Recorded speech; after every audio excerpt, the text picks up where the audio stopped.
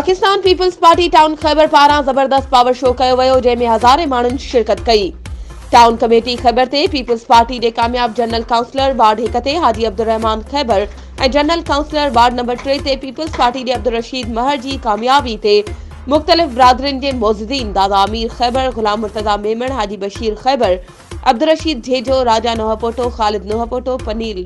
मल्ला, नदीम खैबर, अब्दुल्ला मेमण, पीर लाला अजहर नोहपोटो, राणोमल ऐं ॿियनि जी अॻवानी में बलदियाती इलेक्शन में कामयाबी ते दौलत शरनाइन ते रैली कढी वई।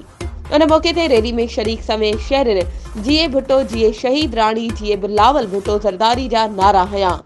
उन मौके ते चूंडिजी आयल हाजी अब्दुर्रहमान खैबर ऐं अब्दुल रशीद महर इलेक्शन में सपोर्ट करण ते मल्ला बिरादरी, महर बिरादरी, खोसा बिरादरी, मेमण बिरादरी, नोहपोटा बिरादरियुनि समेत ॿियनि जो थोरो मञियो। वधीक ख़बरुनि ऐं अपडेट्स जे लाइ असांजे चैनल खे सब्सक्राइब कयो ऐं हा, बेल आइकन खे प्रेस करणु न विसारिजो त जीअं असांजी हर नई अचण वारी वीडियो तव्हां ताईं पहुचे।